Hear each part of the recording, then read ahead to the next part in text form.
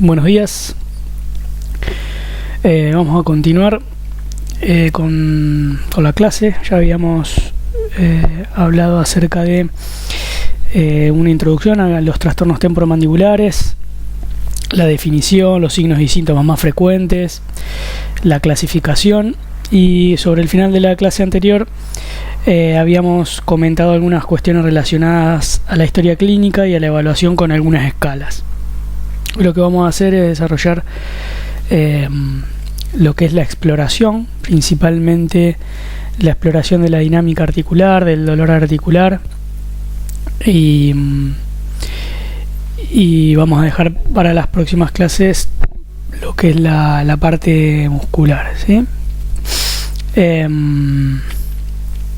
Entonces, dentro de la exploración vamos a comenzar hoy con todo lo que es la articulación temporomandibular, cómo tomamos la medida de los movimientos mandibulares de apertura, de protrusión, de lateralidad, algunos signos clásicos como los ruidos articulares durante la dinámica. Vamos a definirlos, vamos a decir cuáles son los más frecuentes, cómo se palpa la articulación temporomandibular, cuáles son los tiempos, todo lo que es la parte neuromuscular. Lo vamos a dejar más adelante, como decía recién, principalmente los músculos masticatorios, pero aclarar que, como hemos comentado, los trastornos temporomandibulares suelen estar asociados a dolor cervical. Sería importante también hacer una evaluación cervical que ya conocen de técnicas 3 y no vamos a retomar aquí, ¿sí? Pero sí recordar que es importante también esa evaluación, que el kinesiólogo es el profesional que tiene más formación, ¿sí? en lo que es la evaluación del raquis cervical. Los nervios craneales habitualmente van a ver que está en el apunte como una cuestión de un abordaje general, de una evaluación general. Uno debería hacerlo en la práctica clínica cotidiana. Uno no lo hace por cuestiones lógicas de tiempo, pero sí siempre tener presente que ante cualquier diagnóstico diferencial, ante cualquier caso un poco más complejo, que no estamos seguros del diagnóstico y podamos sospechar alguna alteración central, explorar los pares craneales siempre es importante. Lo que es de la exploración dentaria y la oclusión ya lo hemos visto en las clases anteriores, y lo que es la exploración dentaria vamos a ver un poco cuando hablemos de bruxismo. Principalmente ahí vamos a tocar un poco sobre algunas alteraciones a nivel dentario producido por el bruxismo, y cómo es la observación y la clínica en ese caso. Por lo tanto, hoy lo que vamos a hacer es principalmente hacer una exploración clínica de lo que es la articulación temporomandibular, y cómo medir eso. Y también vamos a hablar de lo que es la valoración funcional, que nos sirve como diagnóstico diferencial y que podría estar un poco más relacionado en realidad a la parte muscular más que a lo articular, a la dinámica mandibular, pero nos sirve para hacer un diagnóstico entre algunos músculos y para hacer un diagnóstico con los desplazamientos discales.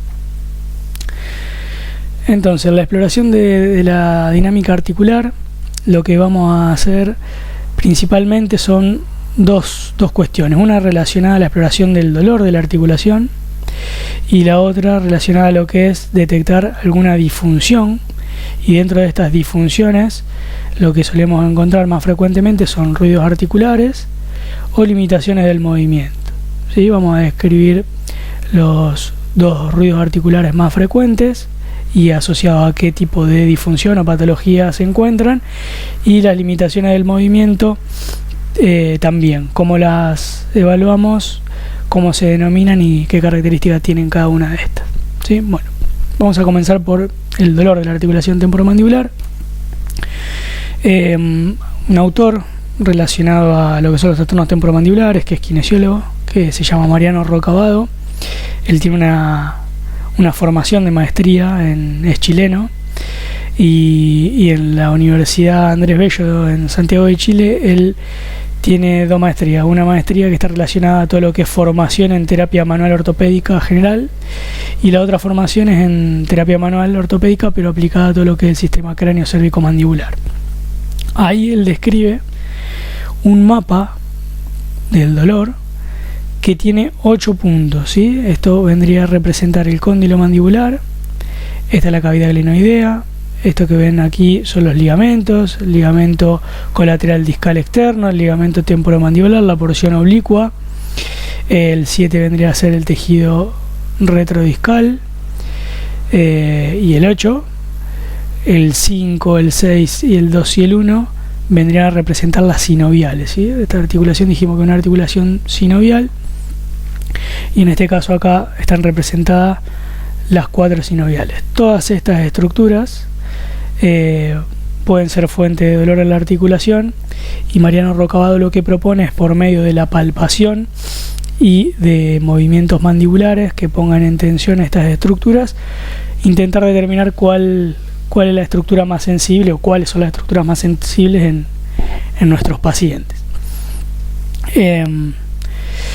Se las muestro porque es algo que algunos odontólogos y kinesiólogos formados con Rocabado utilizan. Actualmente las clasificaciones internacionales no la utilizan. Yo les quiero mostrar algo un poquito más simple en la próxima diapositiva, ya que esta exploración es muy interesante, intenta ser muy detallada, pero piensen que en la realidad esto que vemos acá es más o menos de, no sé, como mucho 2 por 2 centímetros, ¿sí? Y tratar de identificar cuál es la estructura en esa área tan chiquita, en un paciente que está con dolor, con un proceso inflamatorio, palpando estas estructuras, muchas veces es muy difícil, ¿sí? La distancia real que hay, y inclusive a veces se superponen, hace que la exploración no sea tan simple, y que, bueno, que algunas academias o clasificaciones no la utilicen, ¿sí?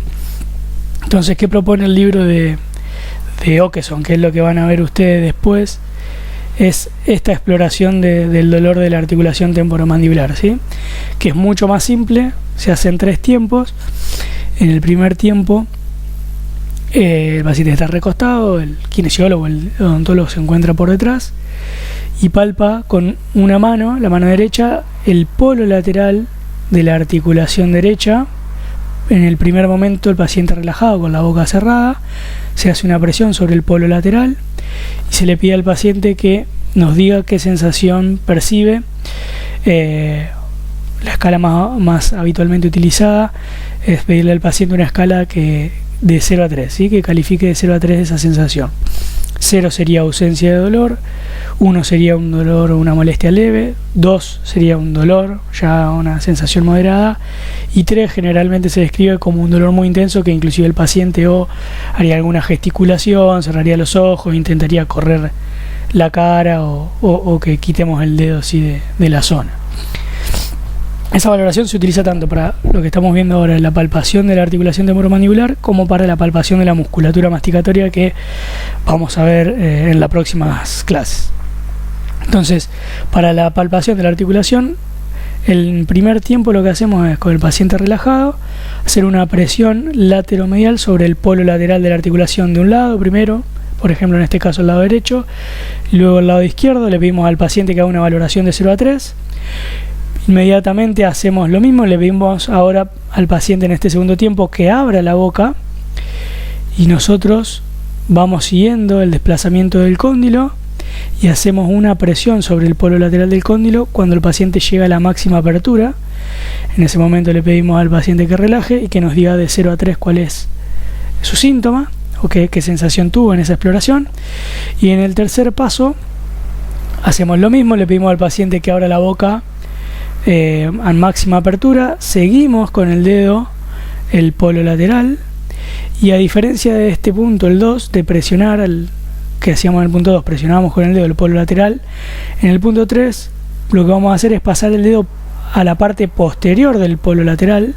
No vamos a comprimir el polo lateral como en el punto 2, y vamos a hacer una presión entre el polo lateral y el oído, ¿sí? La idea es tratar de comprimir la parte posterior donde se encontraría el tejido retrodiscal. Y en esta situación volvemos a pedirle al paciente que nos diga de 0 a 3 cuál es su dolor, ¿sí? Esa sería la exploración, la palpación de los componentes articulares, mucho más simple que la anterior, y lo que buscamos es en 3 pasos: paciente relajado, comprimir el polo lateral; paciente en máxima apertura, comprimir el polo lateral; paciente en máxima apertura, llevar el dedo por detrás del cóndilo y presionar lo que sería el tejido retrodiscal, que se encuentra inmediatamente por delante del oído y por detrás del cóndilo. Esa sería la valoración un poco más simple.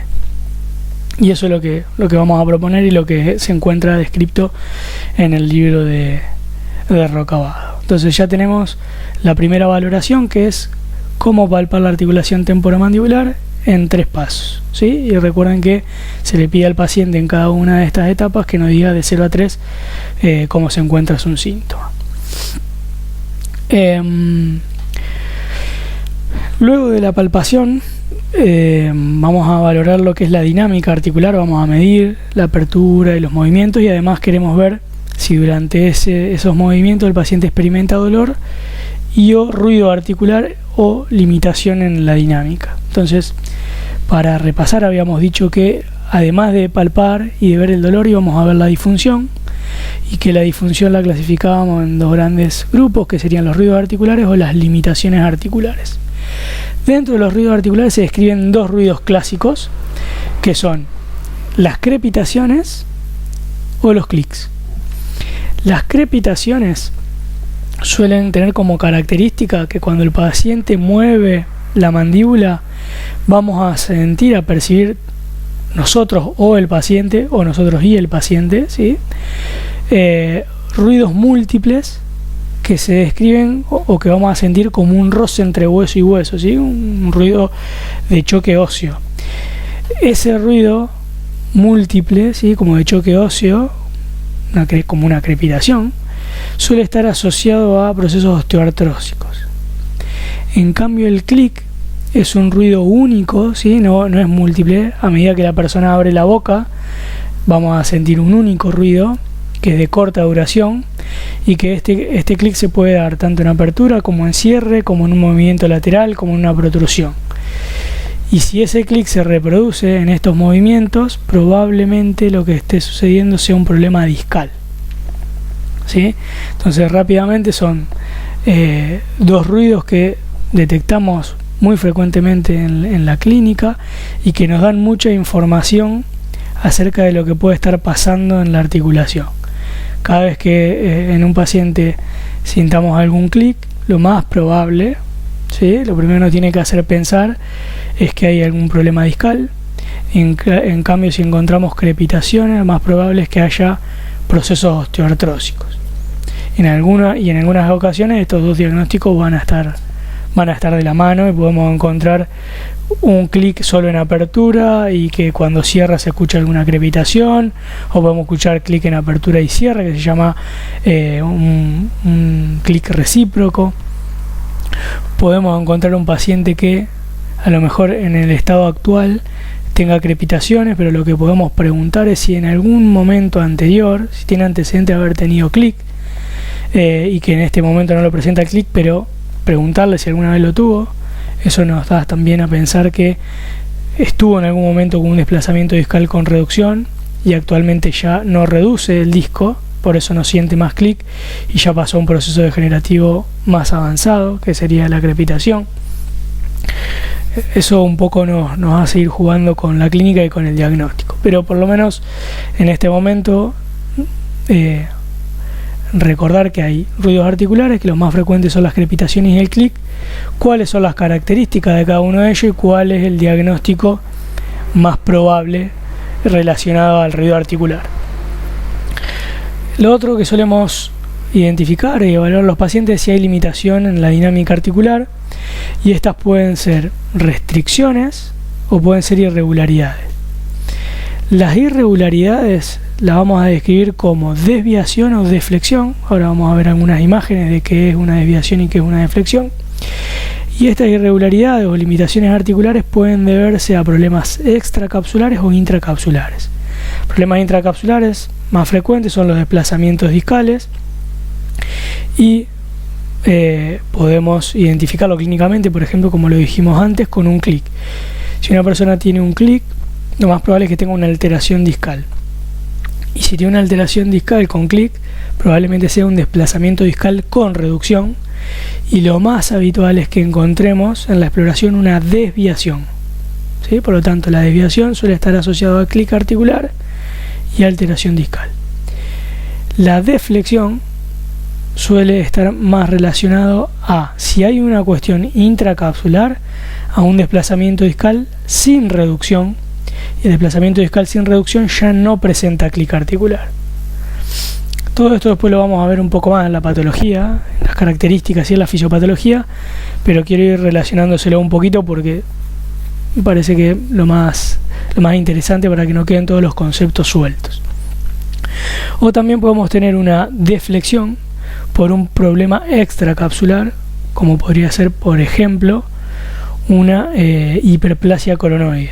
¿Sí? Recuerdan que en la clasificación de la clase anterior veíamos que una limitación de la movilidad, o hablábamos como hipomovilidad crónica, era un proceso coronoideo que choca contra el arco cigomático y eso limita la apertura de la boca. Si ese proceso coronoideo está presente de un solo lado, puede limitar la apertura de la boca y puede generar una deflexión, ¿sí? O otra causa de deflexión clásica es la intracapsular, que es un desplazamiento discal sin reducción y es lo que más frecuentemente sucede. Otra causa podría ser de deflexión extracapsular, un espasmo muscular severo de un grupo de músculos, por ejemplo de un solo lado, y eso llevaría la mandíbula, cuando le pedimos al paciente que abra la boca, hacia un lado y probablemente esté relacionado en ese caso a algo extracapsular, ¿sí? ¿Cómo se ve entonces una desviación y una deflexión? En la imagen de la izquierda, en esta imagen, vemos una desviación. ¿Qué característica tiene la desviación? A medida que el paciente abre la boca, imagínense que el paciente está con la boca cerrada, a medida que el paciente va abriendo la boca, empieza con una apertura recta, la apertura normal de la boca, el trayecto tiene que ser recto, y en la desviación el paciente comienza con una apertura recta, pero luego se va hacia un lado, se desvía hacia un lado, llega a su máximo desvío, generalmente ahí escuchamos el clic, ¿sí? Captura el disco articular, y luego de esa captura del disco articular, la desviación empieza a corregirse y en máxima apertura tenemos una apertura que está centrada, ¿sí? Se encontraría recta, pero que en el trayecto se desvía, ¿sí? Eso es lo que llamamos una desviación y suele estar asociada al desplazamiento discal y al clic. Es decir, en el momento de la recaptura y del clic articular es donde se produce la desviación. La deflexión, por el contrario, a medida que la persona abre la boca, empieza en línea recta, cada vez se va desviando, no confundamos, ¿sí? Lo que es la desviación de la deflexión, pero también podríamos decir, para definirla, que hay una desviación, pero que no se corrige en ningún momento, sino que a medida que la persona abre la boca, cada vez es mayor esa desviación. Por lo tanto, acá no vamos a encontrar ruido articular y en máxima apertura va a estar la máxima desviación. Y a medida que el paciente cierre la boca, va a ir centrando esta desviación. Eso es lo que se denomina deflexión y esto es lo que se denomina desviación. Acá tenemos algunas características más de los clics, de los ruidos articulares, el clic y la crepitación. El clic es un sonido corto y de característico de duración limitada, que se produce durante el movimiento de la mandíbula. Generalmente lo vemos en la apertura, pero recuerden que puede ser tanto en la protrusión como en los movimientos laterales. El sonido suele ser agudo, es decir, único, brusco o crepitante de vuelta. Fíjense que tampoco ayuda la característica porque nos hace que nos confundamos a lo mejor con la crepitación. Sí, pero recuerden que es de corta duración y único, que eso es lo que lo va a diferenciar de la crepitación. Y si este clic se produce en el movimiento de dinámica tanto en la apertura como en el cierre de la boca, por ejemplo, se lo denomina clic recíproco. Y algunos autores hablan de que eso sí sería un signo patognomónico del desplazamiento discal con reducción.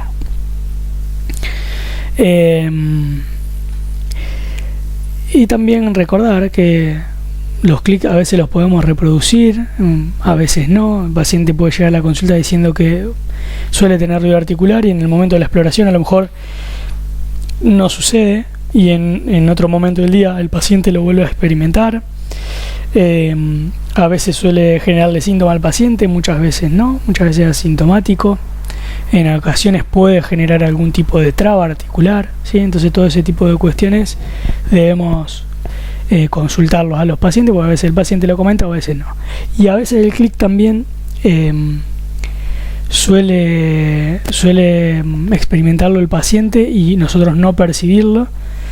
A veces lo percibimos ambos, y a veces inclusive suele ser muy importante el sonido, que suele generar alguna cuestión hasta casi de molestia social, porque al comer o al abrir la boca y demás suele ser un ruido bastante importante que se escucha a distancia.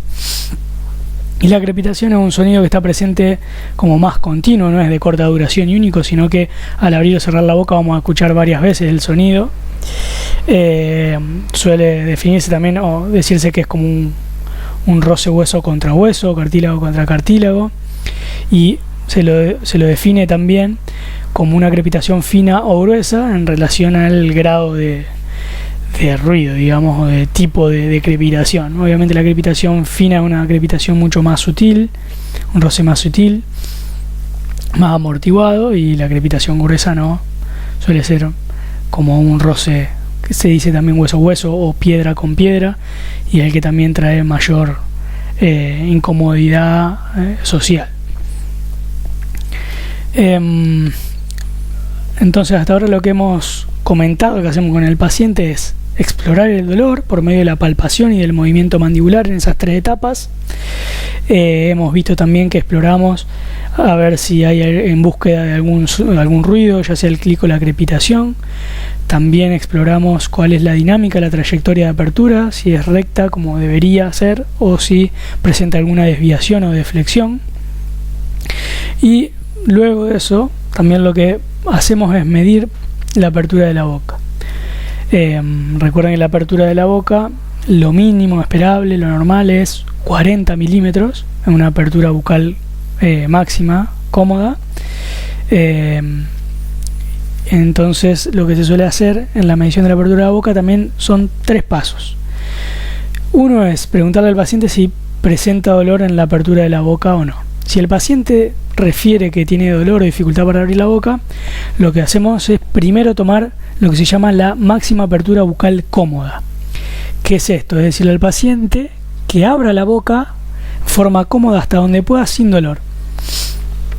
Y en ese momento nosotros medimos cuánto es lo que el paciente puede abrir la boca sin dolor. Por lo general va a abrir mucho menos que si le pedimos una apertura máxima, ¿sí? Forzada, que sería esta imagen, en la cual le pedimos al paciente que abra todo lo que pueda a pesar de tener cierta molestia, ¿sí? Entonces tomamos una medida cómoda y luego una medida máxima. Imaginemos que una persona que tiene algún problema, es probable, por ejemplo, que esta sea de 25 milímetros de apertura y cuando vamos a esta tenga 30, por ejemplo, ¿sí? ¿Cómo se mide? Bueno, con una regla o un calibre, y lo que hacemos es tomar la distancia entre el borde del incisivo inferior y el borde del incisivo inferior, sí, está bien, y el borde del incisivo superior.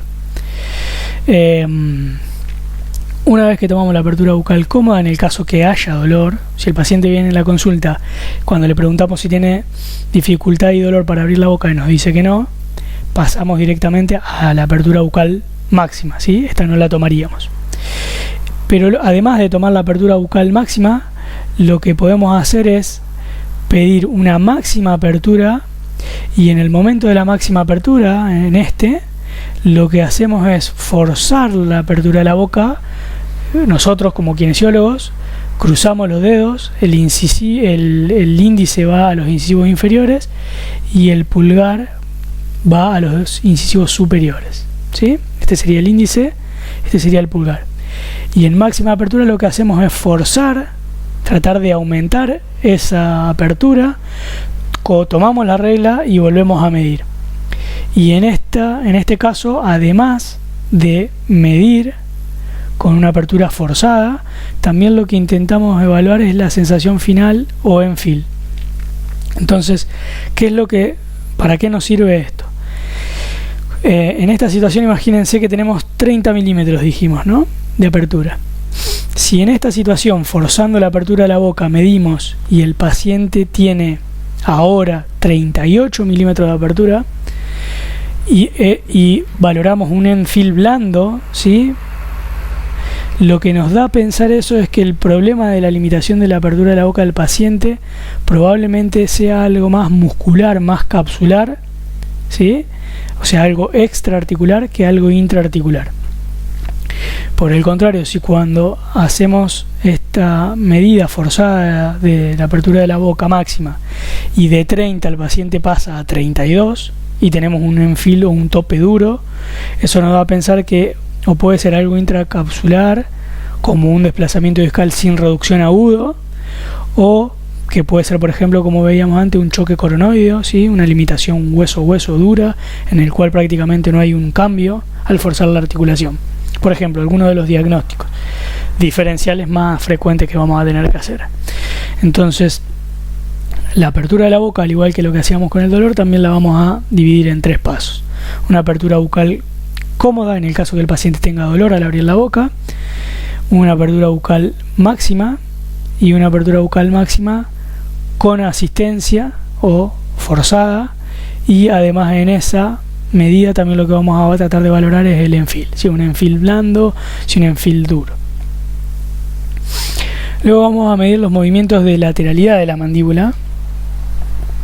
Para ello, antes lo que se suele pedirle al paciente que muerda, mirar cómo está esa oclusión, pero acá lo que nos interesa es ver si los incisivos centrales superiores se encuentran alineados a los incisivos centrales inferiores. Como vemos en este caso, en este ejemplo, no están alineados, ¿sí? Por lo tanto, lo que debemos hacer es tomar un lápiz y, siguiendo el medio entre los dos incisivos superiores, trazar una línea vertical sobre el incisivo inferior en el que caemos, ¿sí? En este caso caemos como si fuera el incisivo, estos son los dos incisivos centrales, lo lógico sería que caiga acá donde está el cursor, en este caso cae en este incisivo. Entonces, una vez que tenemos las dos marcas, nos va a servir para tener una referencia a la hora de medir el movimiento lateral. Entonces, con una regla, lo que vamos a hacer es pedirle al paciente que haga un movimiento lateral, en este caso hacia la izquierda. Partimos desde poner la regla en los incisivos centrales superiores, le pedimos al paciente que haga un movimiento hacia la izquierda, y ahí medimos desde la mitad de los incisivos superiores, desde acá, esta es la referencia para nosotros, desde acá, medimos hasta dónde llega la marca, en este caso del incisivo inferior que habíamos tomado antes, ¿sí? Esta medida normalmente debería ser de entre 8 milímetros y 10 milímetros, ¿sí? Se dice como regla que cada 40 milímetros de apertura debería haber 40 milímetros de apertura debería haber 10 milímetros de lateralidad. Por lo tanto, si una persona, mi paciente, abre 40 milímetros, lo que esperaríamos es que abra 10. Ahora, también tenemos pacientes que abren 50 milímetros. Entonces, cuando medimos esto, lo que deberíamos esperar también es que haya un poco más de 10 milímetros. Porque, por ejemplo, si tenemos una persona que viene a la consulta y abre 50 y cuando hacemos la medición de lateralidad abre 8 milímetros, esos 8 milímetros probablemente entren en una movilidad normal para la media, pero si una persona abre 50 probablemente debería mover hacia el lateral 12 milímetros, no 8. Entonces, tener presente eso y luego hacer la medición al lado contrario, porque nos podría pasar que a un lado va 12 milímetros y al otro va 8. Si bien esos 8 entran en lo que podría ser algo normal, para esta persona puntual probablemente esté limitada esa movilidad, ¿sí? Y lo que nos quedaría, que acá no tenemos la imagen, es el medir la protrusión también. Le pedimos al paciente que lleve el mentón hacia adelante y colocamos la regla en los incisivos superiores, ¿sí? Y medimos hacia el borde de los incisivos inferiores. Lo normal, lo esperable también es que sea entre 8 milímetros y 10 milímetros la protrusión. Entonces, una vez que tenemos la exploración del dolor articular, de los ruidos articulares, de la limitación con la apertura en los 3 movimientos, los movimientos laterales y la protrusión, lo que podríamos pasar es a la exploración muscular, ¿sí? Que yo lo que quiero mostrarles en esta clase es la manipulación funcional, terminar con eso. La palpación de la musculatura, sobre todo masticatoria, la vamos a ver cuando veamos dolor miofacial. Y recuerden, como siempre, deberíamos explorar la cervical, la musculatura cervical. Ahora, ¿qué es la manipulación funcional? Y fíjense que está dentro de la exploración muscular. Lo primero que les quiero decir es que es una prueba funcional que busca, por medio de diferentes movimientos, como son la protrusión frente a resistencia, como solicitarle al paciente que apriete los dientes, que muerda, ¿sí? Que ocluya. Esa es la segunda acción. La tercera es apretar los dientes sobre un separador, que puede ser en forma bilateral o unilateral. Y la tercera es pedirle al paciente que abra la boca. Por lo tanto, lo que estamos haciendo es una valoración funcional, ¿sí? Por medio de diferentes movimientos, con resistencia, con separadores, ¿sí? Para intentar identificar si los síntomas del paciente pueden estar en relación a algún problema muscular. Y principalmente tratar de diferenciar entre los músculos pterioideos. ¿Por qué los músculos pterioideos?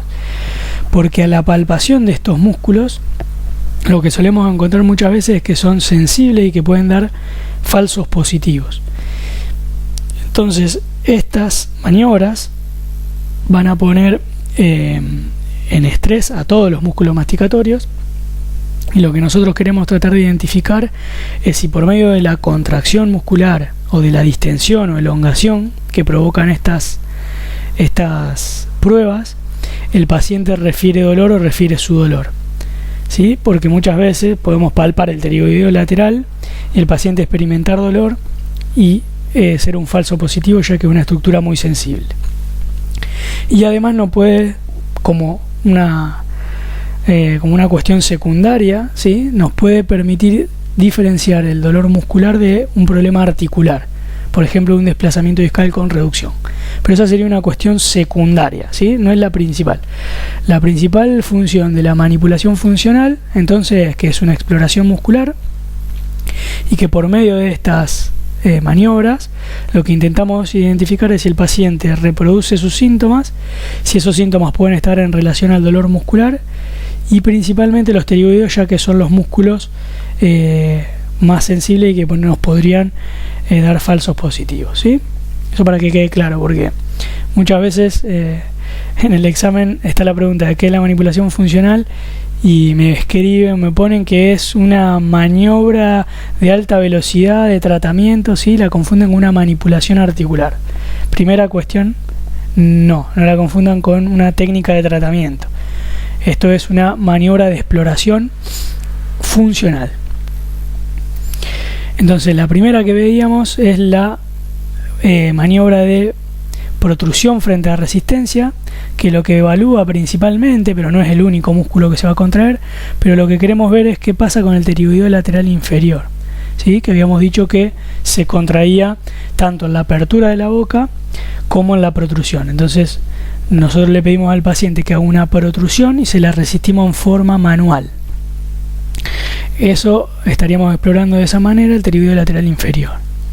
Otra de las maniobras es pedirle al paciente que presione, que muerda con 2 separadores, ¿sí? Como si fueran los separadores de los bajalenguas, los ponemos de ambos lados a nivel de las muelas y le pedimos al paciente que muerda. Las otras dos maniobras es pedirle al paciente que muerda sin los separadores o que abra la boca, ¿sí? Esas son las 4. O también lo que podemos hacer, vamos a ver en la próxima, es que muerda el separador de un solo lado.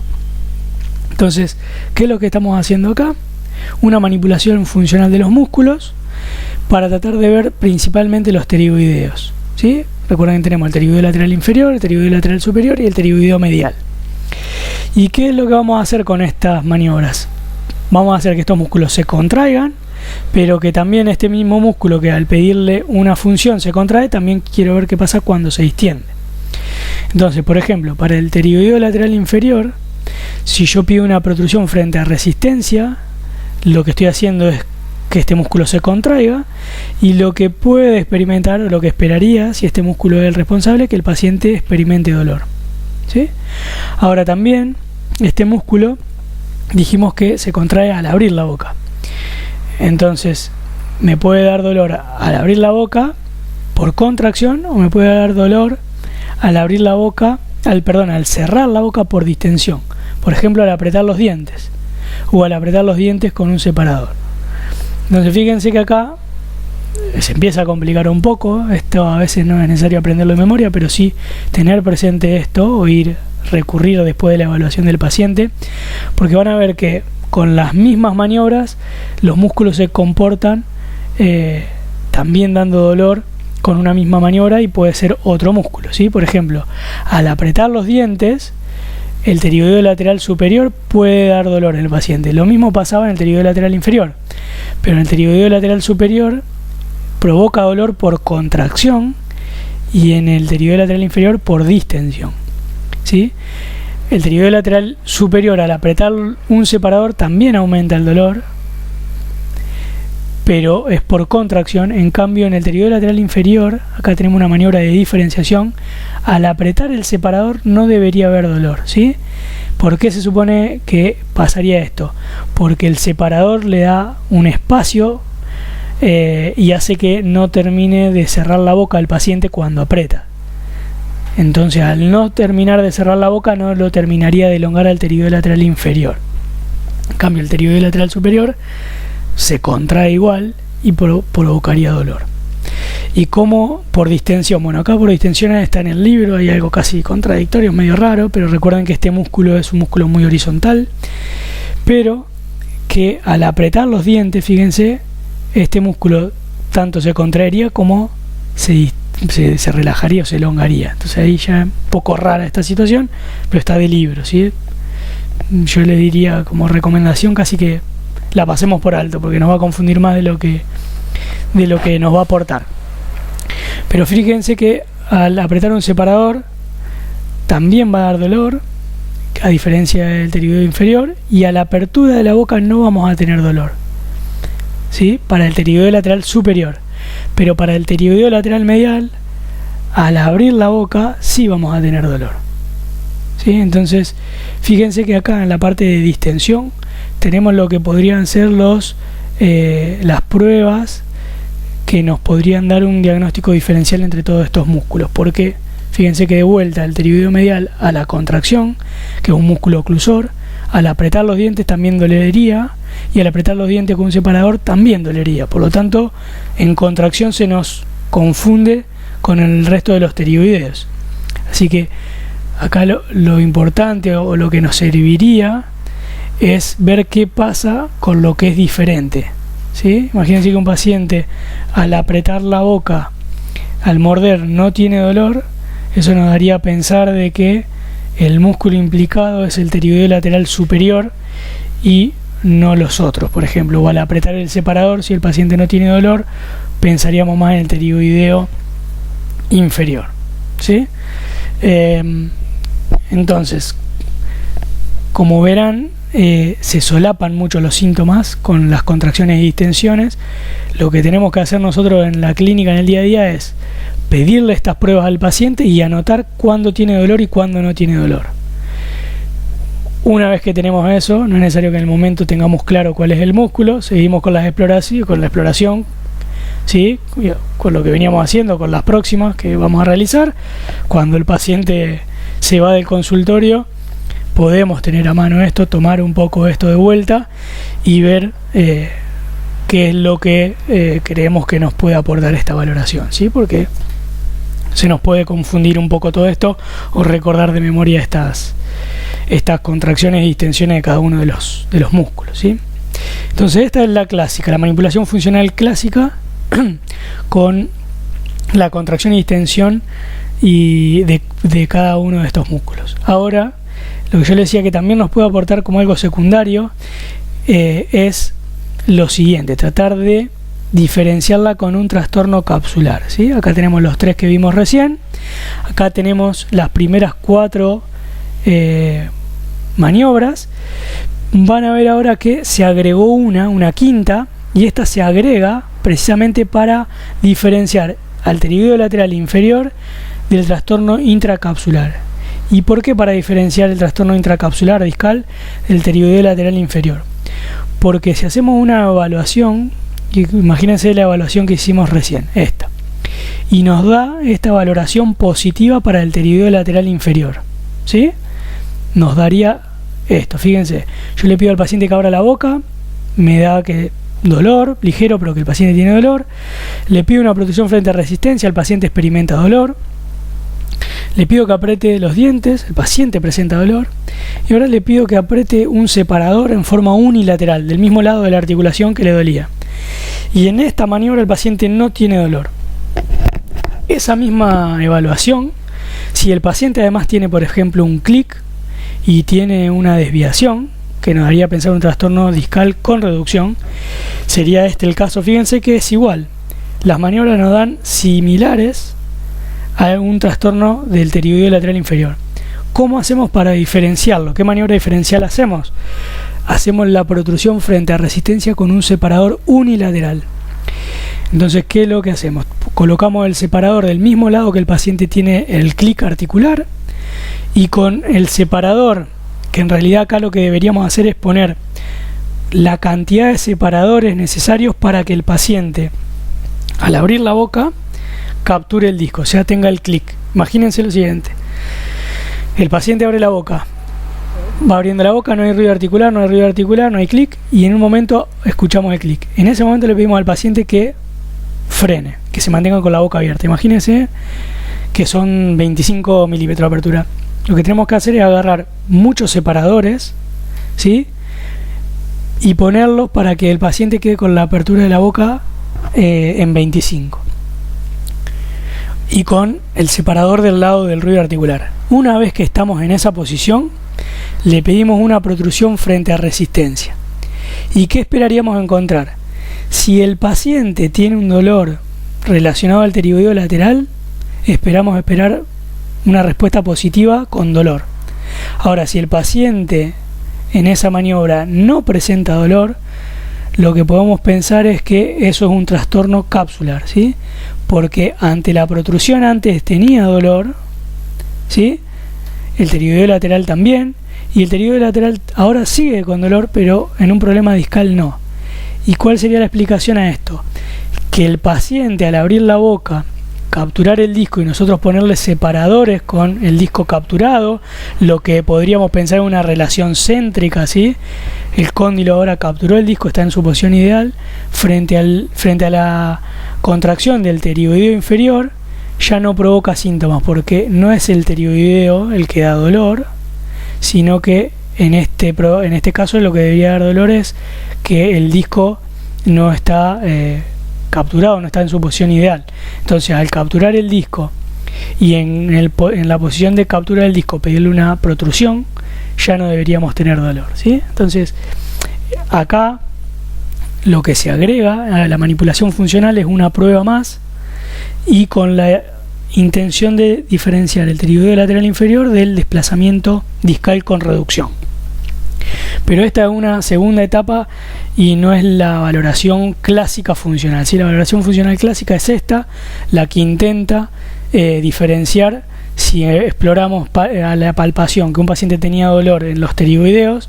Como sabemos que esos músculos son sensibles a la palpación, lo que buscamos es, por medio de la manipulación funcional, tratar de ver si realmente estas pruebas provocan dolor al paciente y la podemos atribuir a esta musculatura. ¿Sí? Eso es la manipulación funcional. Ahora, si justo ese paciente también presenta un desplazamiento discal, podemos agregar una prueba más y tratar de diferenciarla, ¿sí? Principalmente con este músculo, porque se comportan muy parecidos. En cambio, por ejemplo, el pterigoideo lateral superior, no, fíjense que a una apertura de la boca o a una protrusión suele ser asintomático. Entonces, estos dos son sintomáticos, así que ya ahí lo descartamos. Y el pterigoideo lateral superior, al apretar un separador unilateral, suele dar dolor, y el trastorno intracapsular no, y el pterigoideo lateral no, ¿sí? Lo mismo que el pterigoideo medial. Entonces ahí ya lo descartaríamos.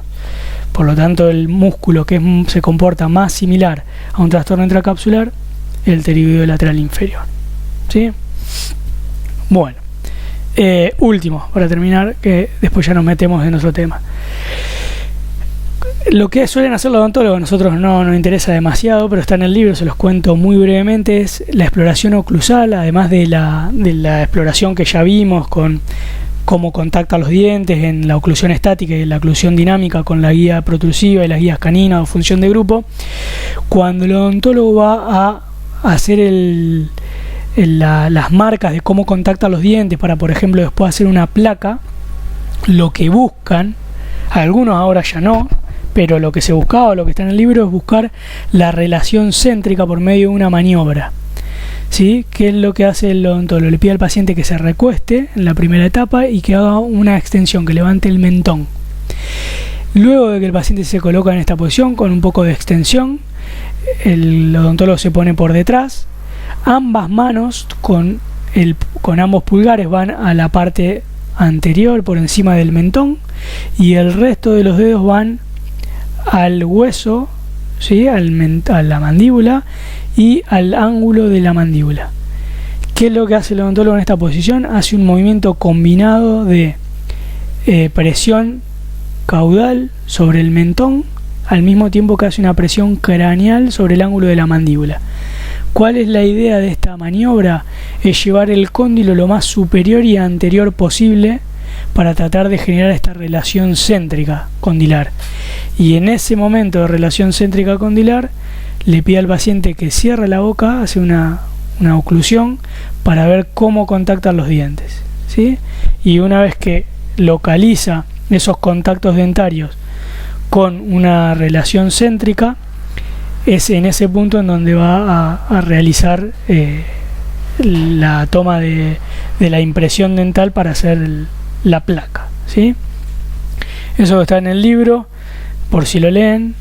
Es algo que generalmente hace el odontólogo y que también nos ayuda a entender esta cuestión de la evaluación de la relación céntrica con la oclusión céntrica y cómo se lleva a la práctica clínica habitual.